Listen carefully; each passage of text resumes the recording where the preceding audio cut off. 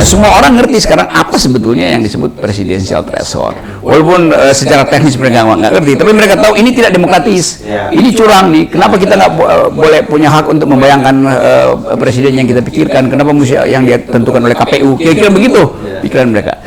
Nah, Mahkamah Konstitusi bicara hal teknis, kan kacau kan? Kalau hal teknis hakim biasa aja dong. Justru kita ingin semua konstitusi bicara seperti Richard Posner di Amerika yang paham tentang legal reasoning. Nah, ini sebetulnya kita nggak bisa salahkan sepenuhnya karena pada waktu itu argumennya mahkamah itu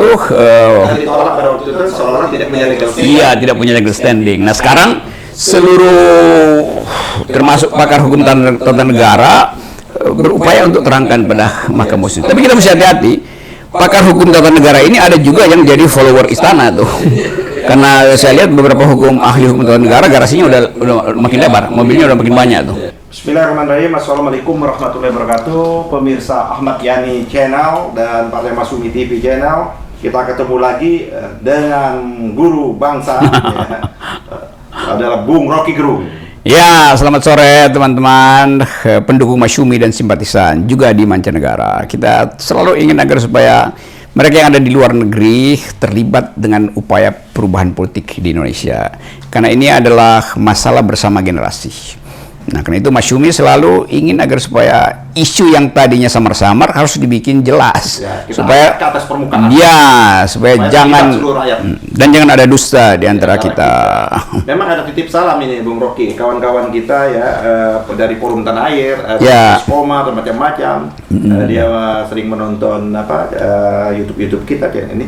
Titip salam buat Bung Rocky dan salam balik ya. Orang yang mendukung dan bahkan menggugat presidential threshold ini akan kita bicarakan. Teman saya tuh Tata dan Chris Komari. Tata dan Chris Komari itu dua orang yang satu di pantai barat, satu di pantai timur, dan mereka bertemu dalam isu yang sama, yaitu gugat presidential threshold. Salam buat Tata dan Chris. Salam 0%. Jadi gini Bung Rocky juga pada waktu itu pernah kan menggugat rame-rame, ya kan? Tapi kan Mahkamah Konstitusi masih belum mengabulkan. Tapi saya juga menerima sebagai kuasa hukum dari kawan-kawan DPD. Ini luar biasa. DPD ini mewakili representasi daerah-daerah. Bahkan jumlah sebagai legitimate jauh lebih besar anggota DPD daripada kawan-kawan DPR. Ini kan memang presidential threshold ini agak susah kita menjelaskan, baik dalam nalar konstitusi maupun nalar demokrasi. Kita mau bicara itu gimana nih kondisi sekarang ini, kan udah banyak sekali, bahkan Lius kawan kita menggugat sendiri. Kan ada hakim menanyakan, ini apa hubungannya saudara Lius bukan orang partai politik ya, bahkan kok ikut-ikut gugat ini. Nah, bahkan ada beberapa kawan-kawan lagi yang tidak punya hubungan kaitan sebagai partai politik, mereka menggugat sebagai orang per orang. Ada komunitas guru besar, ada komunitas macam-macam. Dia baru merasakan bahwa ternyata ada hubungannya antara presidential threshold dengan kehidupan mereka. Mereka baru merasakan selama ini mereka nggak ngerti apa ini sih yang dibicarakan oleh Bung Rocky, teriak anti presidential threshold seperti itu. Nah, sekarang ini kayaknya masyarakat sudah mulai sadar tuh gimana, apa itu fenomena apa yang seperti itu. Ini menarik betul karena beberapa hari lalu ada sejumlah pilot perempuan itu. Pilot perempuan? Iya, itu nanya saya tuh, boleh nggak pilot atau pramugari ajukan presiden threshold? Agak bercanda, tapi kalau saya ngomong dengan mereka menganggap kenapa isu ini tiba-tiba jadi viral itu. Kalau saya terangkan pelan-pelan bahwa bahkan kebijakan Anda di maskapai Anda itu disebabkan kan mereka ini banyak yang mau disuruh dirumahkan. Iya itu. Saya bilang kalau dulu kita punya presidential threshold 0, maka ada partai oposisi yang akan mengambil alih isu kalian sebagai pramugari dan pilot. Atau memperjuangkan. Memperjuangkan itu. Tapi karena cuma 20%, maka dari awal 20% itu udah dikendalikan oleh istana tuh yang punya kepentingan lain. Jadi bahkan anak SMA tuh, saya lagi hiking ketemu anak SMA dan nanya soal itu tuh. Jadi isu ini udah jadi isu nasional dan isu dunia. Semua orang ngerti sekarang apa sebetulnya yang disebut presidensial threshold. Walaupun secara teknis mereka nggak ngerti, tapi mereka tahu ini tidak demokratis. Ini curang nih. Kenapa kita nggak boleh punya hak untuk membayangkan presiden yang kita pikirkan? Kenapa mesti yang dia tentukan oleh KPU? Kira-kira begitu pikiran mereka. Jadi mereka sekaligus nyalain banyak pihak gitu. Tapi saya bilang nggak. Itu yang salah itu adalah Mahkamah Konstitusi. Karena tidak memutuskan berdasarkan dalil bahwa yang disebut prinsip presidensialisme itu tidak boleh dibatalkan hanya dengan argumen teknis bahwa ini open legal policy. Lalu mereka tanya lagi apa itu open legal policy. Saya bilang silahkan datang ke Mas Yumi, di situ ada lawyer yang sekaligus ahli konstitusi adalah Dr. Ahmad Yani. Jadi kalau mereka berkunjung di sini tolong diterima. Jadi begini, kan Rocky kan sangat memahami, saya kira kan menggelutin betul makna hakikat tentang republik, demokrasi dan sebagainya, hak rakyat kan. Ini kan menjadi lucu ya, Mahkamah Konstitusi di kawan-kawan menggugat sebelumnya seolah-olah tidak punya legal standing rakyat ini menggugat yang namanya presidential threshold, karena di situ ada kata partai politik, seolah-olah yang punya hak menggugat itu hanya partai politik. Padahal ini kan undang-undang itu mengikat seluruh rakyat Indonesia, dan sedangkan yang berdaulat itu kan rakyat. Itulah demokrasi. Demokrasi itu kan rakyat yang punya supreme kekuasaan, itu bukan partai politik. Partai politik adalah alat rakyat dalam rangka memperjuangkannya. Ini bagaimana melihat memaknai konteks demokrasi, kok demokrasi itu malah disempitkan lagi, seolah-olah yang punya hak untuk menggugat legal standing itu partai politik. Jadi kerangka berpikirnya gimana tuh? Menjelaskan supaya didengar juga pada hakim-hakim MK tuh. Ini saya mau terangin dengan cara prinsip dia juga. Saya mau terangkan bahwa MK itu juga nggak punya legal standing untuk mendalilkan bahwa open legal policy itu membatalkan dalil konstitusi. Kan itu lebih kacau lagi MK kan. Open legal policy itu semacam diskresi bila hal-hal tertentu belum diatur oleh konstitusi. Secara jelas. Secara jelas. Nah ini konstitusi bilang jelas amat bahwa threshold ada, yaitu 50/1 gitu. Ini dia bikin 20% kan? Untuk keterpilihan. Untuk keterpilihan. Bukan untuk pencalonan. Iya, nggak ada sistem presidensial, ada threshold. Jadi legal standing dari MK ini juga bermasalah. Kenapa dia bermasalah? Karena dia takut untuk berdiri otonom terhadap isu. Dia tahu bahwa kalau dia otonom nanti presiden nggak enak. Jadi sebetulnya situasi pada waktu itu, waktu saya ajukan, waktu banyak pihak ajukan itu, MK itu berkedudukan sebagai juru bicara istana sebetulnya tuh, karena istana punya kepentingan dengan 20%, maka seluruh argumen dibatalkan. Ini kan mesti, kalau individu nggak ada. Kalau sistem presidensial justru individu yang harus didahulukan, bukan partai. Kan itu intinya kan. Di Amerika tuh individu bahkan bisa jadi secara independen calon kandidat. Itu namanya sistem presiden yang beneran. Di kita nggak bisa kan. Jadi kalau ditanya memang bahkan konstitusi kita udah pasang threshold, yaitu hanya boleh partai atau gabungan partai itu. Sekarang kita tafsirkan itu. Kalau misalnya partai dan gabungan partai, bisa pilih dong partai atau gabungan partai. Threshold itu memaksa orang bergabung. Kan itu logikanya bagaimana? 20% kan memaksa, padahal bisa pilih loh partai atau gabungan partai. Nah kalau dia 0, orang bisa pilih mau partai atau gabungan partai. Jadi MK ini buta huruf terhadap the very idea of presidensialisme tuh. Saya ngajar teori filsafat hukum, filsafat politik, nggak pernah saya temukan di dalam literatur dari zaman Romawi sampai zaman Jokowi, Romawi Jokowi, ada yang disebut presidensial threshold untuk sistem presidensial. Begitu konyolnya kan. Kita agak berpikir tahapan nih. Ya. Yang pertama, kan rakyat seolah-olah tidak boleh menggugat produk tadi. Bagaimana nih caranya? Ini kan ada produk yang dibuat oleh Presiden dan DPR, dan rakyat tidak boleh menggugat.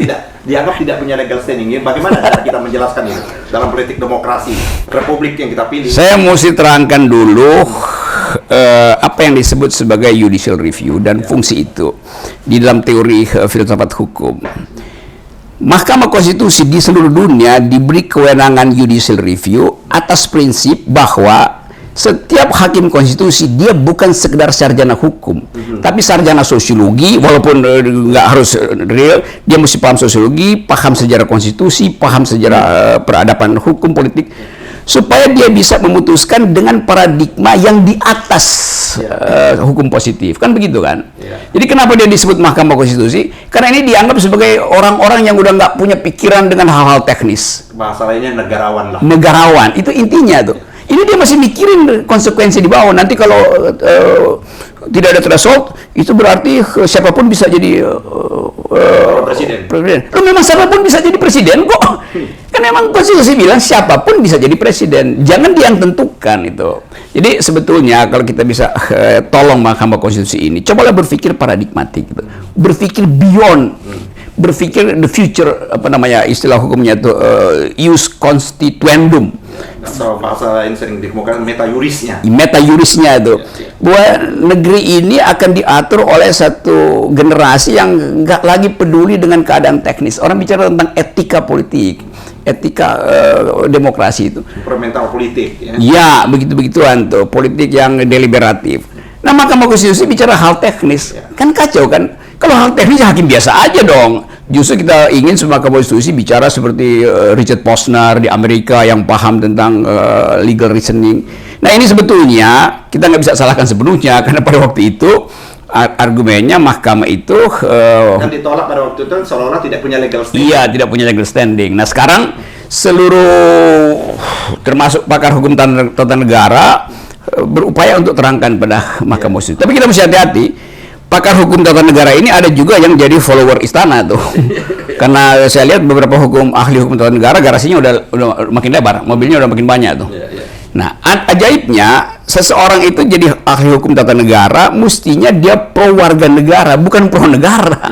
Karena dia dianggap kalau saya hakim ahli hukum tata negara berarti pro negara, bukan.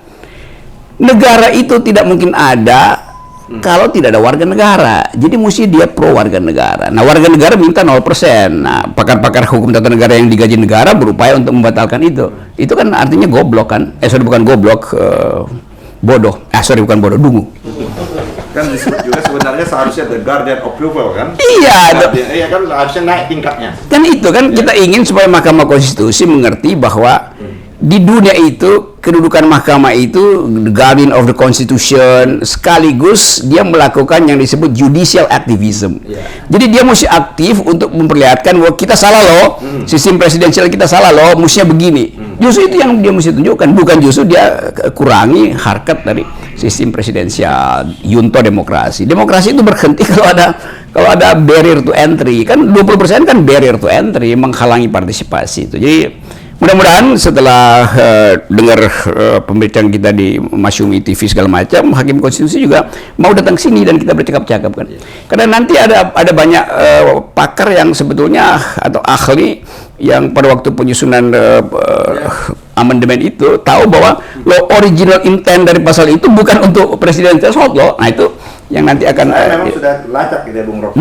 Di dalam risalah rapat pasal 6A itu memang tidak ditemukan. Nggak ada satu kata pun bahkan. Ya, itu nanti akan mempermalukan mahkamah juga kalau dibukakan. Jadi tapi saya percaya bahwa mahkamah sekarang dia lagi siksak dan lagi sama-sama berayun di dalam arus perubahan. Tapi dia mesti cari cara dong supaya nggak terlalu kelihatan kaku gitu. Jadi kita backup. Kan saya dengar Mahkamah Konstitusi justru minta kita kasih argumen gitu kan. Nah, sekarang kita kasih argumen supaya mohon dibantu. Nah, itu bagus. Itu artinya akal sehat mahkamah sudah pulih dan wisdom dia sebagai negarawan sedang naik itu. Jadi kita dorong dan kita rawat bersamalah kemarwahan dari Mahkamah Konstitusi. Ya, jadi di samping itu sesungguhnya maka kehilangan secara sosiologis juga waktu Presiden Rasul nggak bisa kita pertahankan itu. Karena pemilu kita serentak juga, kan? Gimana kita menjelaskan pemilu serentak itu punya angka seperti itu? Padahal di pertanyaan dimulai. Bagaimana angkanya? Angka mana itu seperti itu? Ya karena itu orang kita udah bahas panjang lebar dan kita menganggap bahwa gimana gitu. Bung Rocky bilang karcis dulu, apa istilahnya, karcis sudah dipakai digunakan. Iya, tiket udah dipakai masih dipasang lagi atau udah mantan tapi masih mantau gitu. Iya. Kan nggak bisa begitu kan, negara ini mesti diatur dengan proyek bersama yang sering kita sebut basis demokrasi dari negara konstitusi itu dihormati. Dan kita sengaja memilih sistem presidensial, maka maksimalkan itu tuh, bukan justru dikurangi. Sistem presidensial tapi lama-lama ya udah bikin aja sistem parlementer kan, kalau memang mau dipakai threshold supaya kabinetnya ditentukan sendiri oleh Perdana Menteri kan, begitu-begituan. Tapi kita punya harapan ini. Kalau kita harapan ini bukan sebagaimana kita lagi bermimpi, Karena kan beberapa waktu yang lalu putusan Mahkamah Konstitusi dalam Omnibus Law kan dia sudah sebenarnya masuk yang disebut kategori open legal policy yang dia tiadakan. Ya, itu jadi itu kan dia sudah artinya secara tidak langsung dia sudah menyatakan ini persoalan open legal policy bukan persoalan yang substansial. Karena dia membicarakan prosedural sebagai teknis seperti itu. Nah, artinya kalau kita minta pada Mahkamah Konstitusi dalam memutuskan presidential threshold ini konsisten dengan pertimbangan hukum pada waktu dia memutus Omnibus Law seperti itu. Ya mesti begitu, dan kita konsistensi berpikir itu menjadi penting. Ya, supaya juga orang tahu bahwa Mahkamah Konstitusi itu tetap menganut dalil stare decisis gitu kan, kayak itu. Jadi sebetulnya kita perlukan Mahkamah Konstitusi juga jadi semacam ruang kuliah bagi lawyer, rakyat. Jadi enak kan kalau Mahkamah Konstitusi konsisten dengan putusan, lalu dia akan bilang bahwa kemarin kita putuskan Omnibus Law itu kita hilangkan dalil open legal policy karena itu memang keliru segala macam. Sehingga orang tahu, oh, Mahkamah Konstitusi bukan sekedar telah bertobat, tapi telah menjadi bijak. Nah, itu yang kita inginkan. Memang yang sangat menarik sekali ini, memang seharusnya memang putusan-putusan Mahkamah Konstitusi menjadi rujukan. Kalau kita lihat kan putusan-putusan peradilan di Amerika itu menjadi rujukan berikutnya, walaupun kita tidak menganut sistem yang namanya stare decisis ya. Tapi kan menjadi pelajaran. Sebenarnya Indonesia mengalami proses itu. Dulu hakim-hakim agung kita sebelum ada Mahkamah Konstitusi itu begitu luar biasa. Pertimbangan argumentasi hukumnya ya, profesor itu, sehingga itu menjadi argumentasi pelajaran hukum kita, pendidikan hukum kita. Ya, kita kan tidak ingin mengatakan jawabannya tempatnya ini hanya open legal policy titik, seperti argumentasinya apa sesungguhnya yang dibutuhkan itu. Itu pentingnya Mahkamah Konstitusi jadi sekolah berpikir sebetulnya tuh, supaya orang ngerti, oh dia putusin begini karena legal reasoningnya begini nih. Jadi sekaligus di dalam soal perjuangan kita presidential threshold, kita ingin ingatkan supaya fakultas-fakultas hukum juga merubah kurikulumnya tuh. Mulai diajarkan legal philosophy, legal reasoning di tahun-tahun awal lah. Jangan sekedar mata kuliah pilihan tuh. Menjadi wajib kita. Ya. Zaman saya kuliah awal dulu menjadi wajib. Pertama logika. Itu pelajaran yang wajib. Kalau kita tidak lulus itu nggak bisa mengambil pelajaran lain. Mestinya begitu tuh, dan itu tradisi ilmu hukum. Kalau kita kuat dalam logik, maka perdebatan itu akan diatur oleh cara berpikir yang logis kan, supaya nggak ada ngel-ngelan. Legal reasoningnya menjadi. Iya, itu pentingnya tuh, legal reasoning harus dikuat. Nah itu saya kira bagus juga ini jadi diskursus publik. Jadi kita buka semua deh bahwa mahkamah itu kita minta juga untuk jadi the guardian of the constitution, sekaligus jadi institusi pendidikan hukum itu kan. Dan dengan cara itu setiap orang yang lulus fakultas hukum orientasinya adalah mau belajar hukum dengan cara yang benar. Kalau sekarang kan lawyer kita itu tiba-tiba jadi sarjana hukum karena targetnya mau transaksi di bawah meja kan. Target menjadi lawyer dan mencari klien yang besar. Jadi klien. Cepat kaya. Betul. Nggak pernah masuk pengadilan untuk berdebat kan. Ya, memang miskin belum perdebatan itu. Betul. Kita nggak lihat seperti zaman dulu. Ya itu segala macam. Itu debat di pengadilan, teng-tong. Kalau ini begitu ada kasus diselesaikan bukan dengan otak tapi dengan amplop itu. Itu di bawah meja lagi pula kan. Jadi debat-debat di pengadilan itu hanya bisa kita tonton di televisi. Kita ingin begitu tuh ke depan, dan lawyer-lawyer dari Partai Masyumi saya kira tertarik untuk mengaktifkan kembali legal reasoning gitu, dan ya oke, kita dorong itu. Salah satunya ya itu Prof. Rocky, kita ingin membuat sekolah politik ini, kurikulumnya sudah hampir selesai ya kan? Oh good itu kurikulumnya sudah selesai, mungkin awal Maret sudah ready gitu. Itu salah satunya kita minta, kan kita menagih janji bukan meminta. Kita ingin menagih janji. Prof. Rocky waktu itu sudah bersedia ya. Sudah sebut namanya itu. Saya pasti akan ngajar di situ, karena partai politik juga harus jadi sekolah politik gitu, buat ngajar pada bangsa itu. Supaya mereka masuk di mana unit-unit lembaga-lembaga negara, dia punya argumen. Bukan amplop yang dipersoalkan kan? Nah, betul itu. Negeri ini didirikan oleh argumen, dan para pendiri negeri ini terutama Masyumi itu kan kelebihan argumen sebetulnya, dan karena itu kita mesti kembalikan argumen sebagai dasar berpolitik. Dasar mengambil keputusan. Yap. Ya, kita rindu sempurna. Ya, kita kangen habis dah. Oke, pemirsa, kita menyangkut ini, kita menunggu betul, ya kan?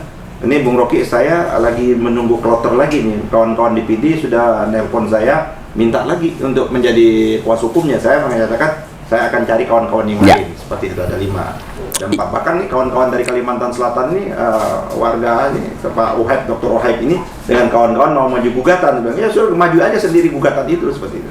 Jadi betul kita ingin supaya presidensial threshold ini bukan sekedar menguji threshold teknisnya, tapi threshold etisnya tuh. Jadi secara etis threshold dan moral ya. Etik dan moral. Jadi secara etik dan moral menghalangi hak partisipasi rakyat itu artinya menghalangi demokrasi itu. Jadi itu pesan kita supaya Mahkamah Konstitusi mengerti bahwa ini udah jadi isu semua orang bicara tentang presidensial threshold. Dan itu pertaruhan kita tentang demokrasi itu. Oke. Terima kasih. Pemirsa, kita jumpa lagi dengan Bung Rocky dengan tema-tema yang lebih menarik dan tentunya dengan hal-hal yang menjadi pengetahuan dan pembelajaran kita. Bila Wassalamualaikum warahmatullahi wabarakatuh.